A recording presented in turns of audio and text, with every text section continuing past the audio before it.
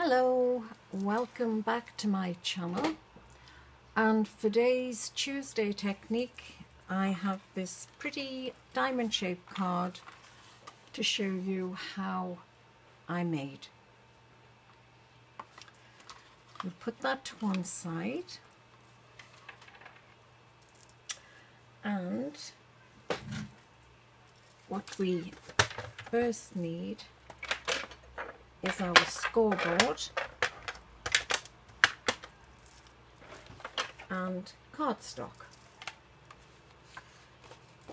Now I'll have this template on my blog today, which is Poppyfield Card Crafts, and I'll put the link below, so don't get a shock at all this information on here. It's just the sizes and where you need to score. I'm using a sheet of A4 card. A4 is the English UK size, but it needs to be cut on the longer side down to 27 centimeters. So we are 27 centimeters that way.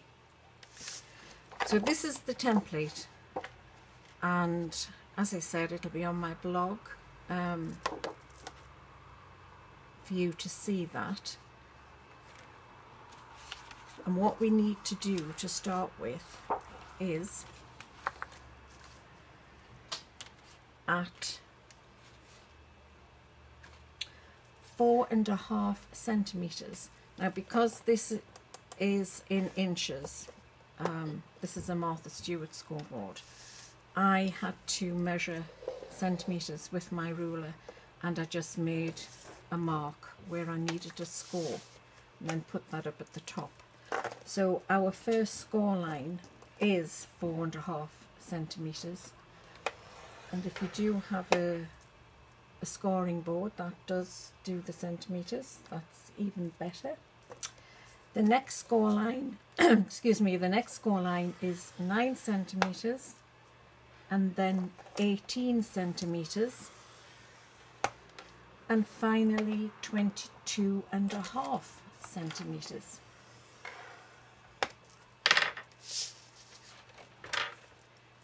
And I think I can put that away now. No, I can't. I need this scoring tool still out. So now we have the folds in place. And then what we need to do is to find our halfway mark on the center one, the larger piece. And I think that measures 9 centimeters, yes. So we just want to mark 4.5 centimeters. We just need that as a mark. And then on the two inside score lines, measure 4.5 again, and just make a mark there and there, and then turn it round and do exactly the same. 4.5 in the middle and 4.5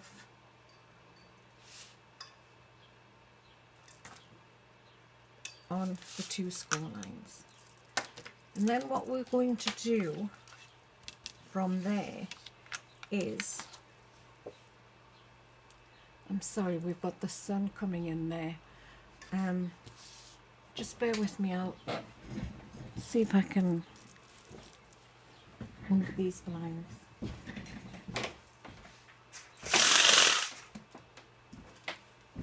Right, there should be a shadow now. See, I can't really see the blinds on there. So on the outer score line to the 4.5 centimeter mark you made, place your ruler on both points and score.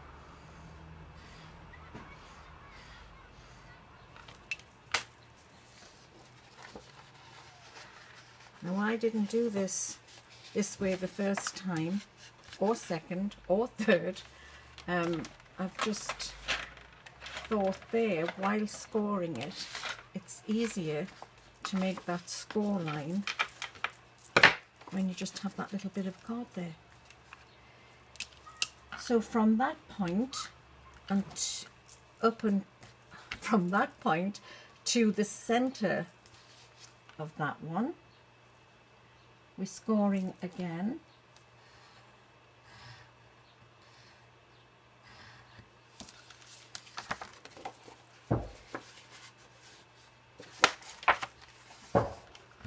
Just going it across, and then from that one, the inner score line to the center.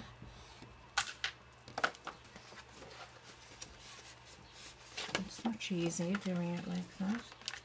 And then from that one to the top. And then we repeat that on the bottom. And give a good score on there.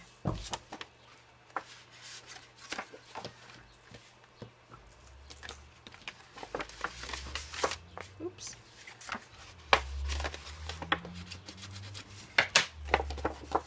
And then turn it over and do exactly the same.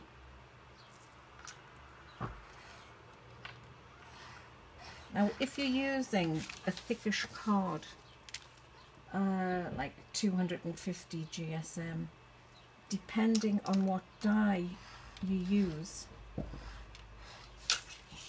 you may have to run it through your machine a few times.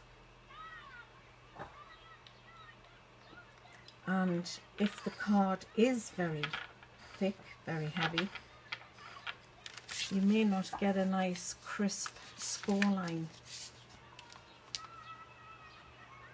Only time will tell, and practice makes perfect.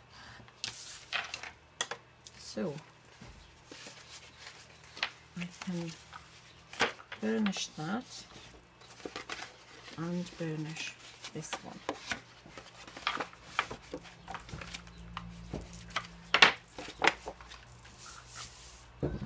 So now you see how, if you're not careful, you'll get these crease marks on it, on the card. I found after making Mark 1 of this card that for me it was better to die cut once I got to this stage. And I think this is a Crafter's Companion Edgeability die. I may be wrong, but this is the one I've used for here. And as I said, I found it a lot easier to die cut this at this stage. And what you need to do is, this works out really well actually, because between those 2 points, sorry if I've got my head in the way there, this really sits right in between. So you would tape that down, and because it has to go into my die cutting machine this way, because mine's a platinum, so it's going in that way as opposed to this way. And as we know, the rollers are on the side, so it's easier if you're die cutting for your die to go that way. What I had to do was to die cut this. I ran it through 4 times, and then I embossed that. And if there was any little pieces that hadn't quite die cut, embossing really popped those out. And then when I came to do this side, obviously I didn't want to run it all the way through to flatten this, so I just ensured that this part went through to about there. Ran it through 4 times and then embossed it, and that did the trick. So what I got from that, I'll put that to one side, was this. This was Mark II, and as you can see, I don't know what was on my machine, I think you might be able to see, but I've got some little dots and marks there, and it's caught the edge. So just be careful, because you know this is really a nice pretty card. It's a shame to spoil it, but I'm just going to, just seeing one that hasn't popped out there, I'm just going to continue and decorate this to let you see what it's like. And the reason I did a matte on these two is purely because of whatever's happening with me and my die cutting plates and machine. I'm getting a line, so I don't know what's going on there. I'll have to get my husband to have a look at that. So there you are, we've scored and we've die cut. I'm going to put that at the bottom, and now what we need to do is to fold our score lines. So this one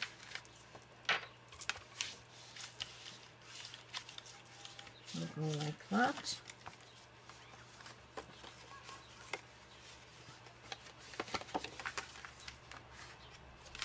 That goes that way. This one goes inwards.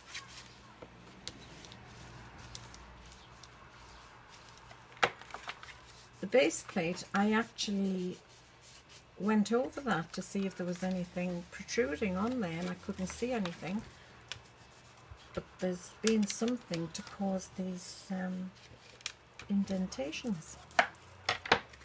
So we are now like that, and what we need to do is to snip away the sides to enable this to pop out. And obviously all the different dies that you have a little play and just see what sort of result you get using the different die shapes.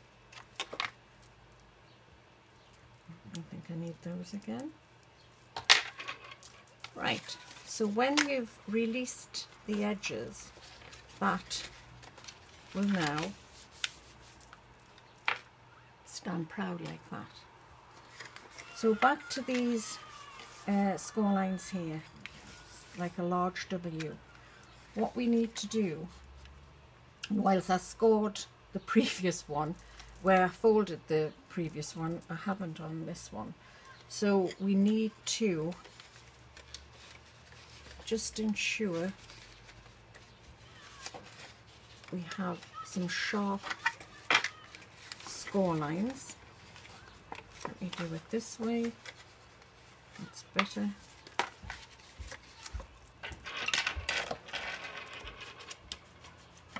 And then this one, as I said, this is just for demonstration purposes. And then this one, you see how much easier it was when I did that using this sheet of card.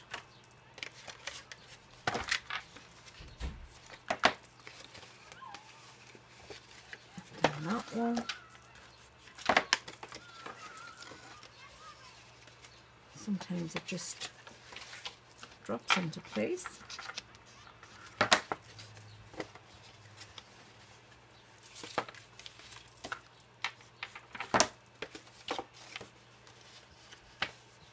I hope you're having lovely weather where you are today. We've had, I think this is our third day of glorious sunshine in the northeast.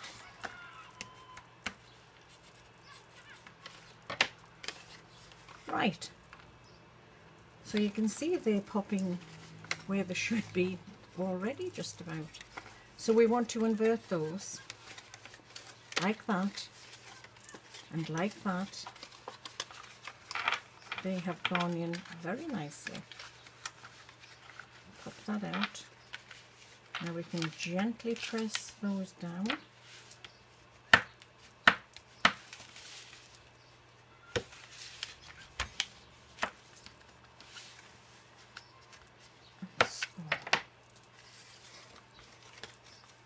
And there is our diamond shape. Okay, so what I did next, if you remember, I said my die cutting machine is catching the edges of my card, so I needed to cover that. And with this one, I've got a line going right down there.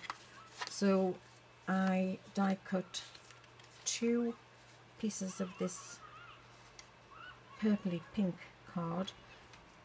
This card that I'm using for the base card is it's by Creative Expressions. I think it's lilac. I'm sorry, I've forgotten the exact shade of that. So I die cut the dusky pink card.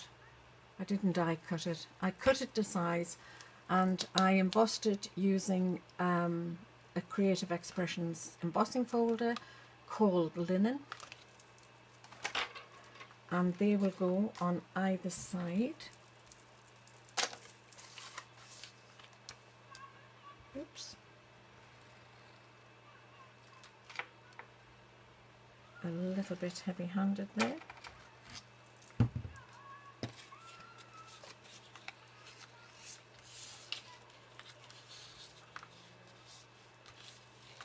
I can't bear getting messed up. Just put that on there.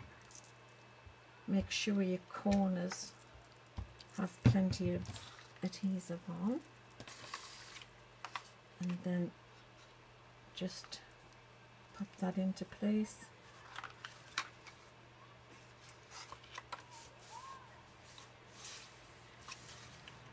And gently press.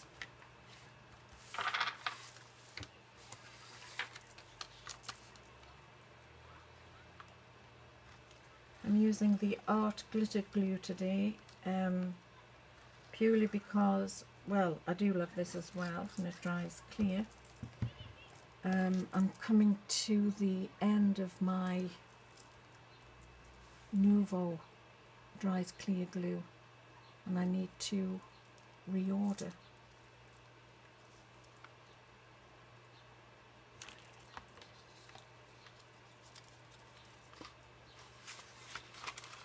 And that'll go here.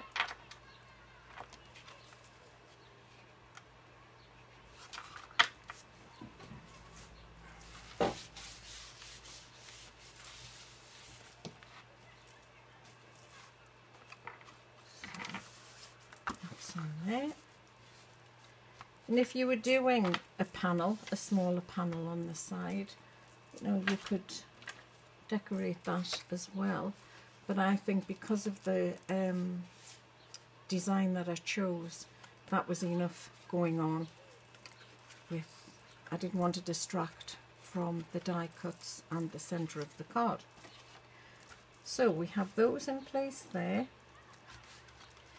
And then for the centre, using the same pink card, I die cut 2 ovals the same size using Creative Expressions double pierced oval set B.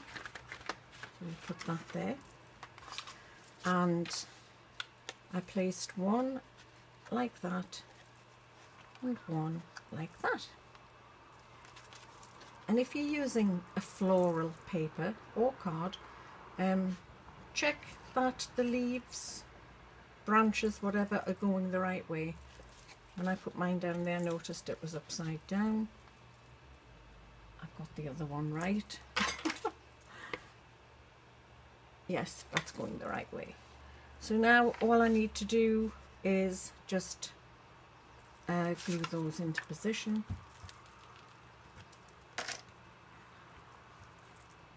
Just need to clean that nozzle a little bit.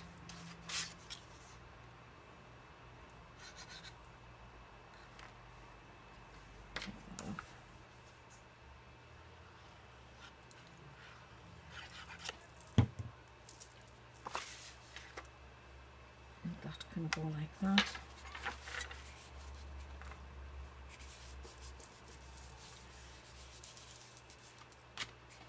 Excuse me, I'm going to pop the light on now. That may help a little better. And then this one.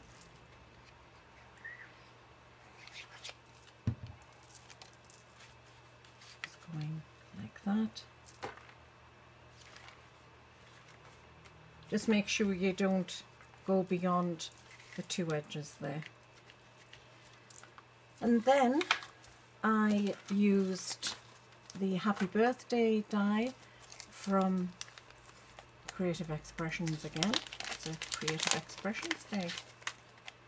That's in one piece, that one.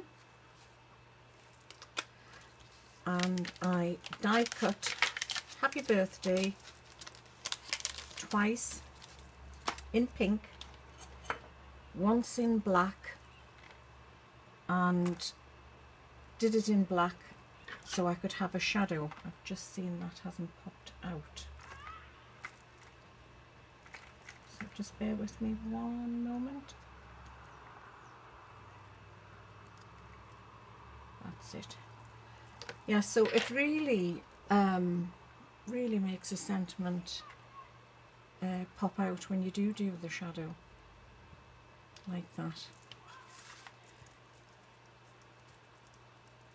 Now, just for time saving, I'm going to spray this, and I think I've only got a little bit left. This is Crafter's Companion Stick and Stain. It's permanent repositional, and I hope I've got enough just to spray that. Yes, and maybe a little bit left.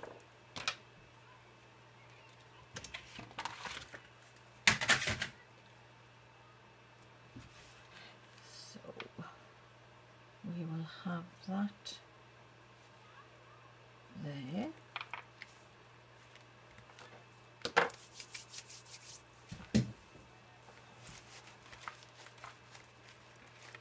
Press those down.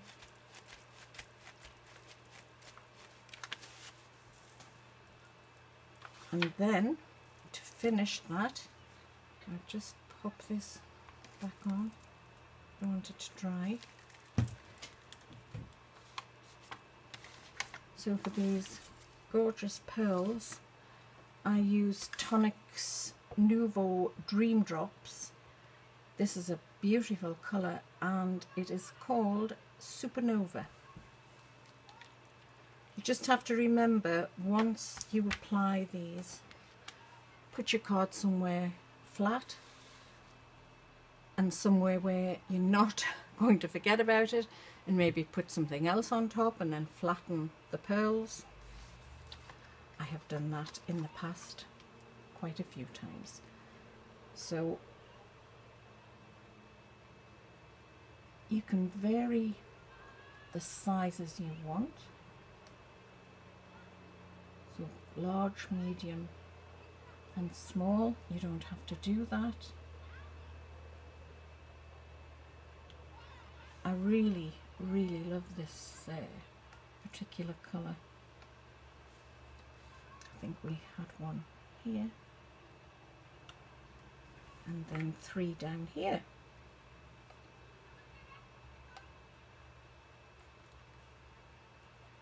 It just finishes your card off, and there you have it. 2 cards. One moment.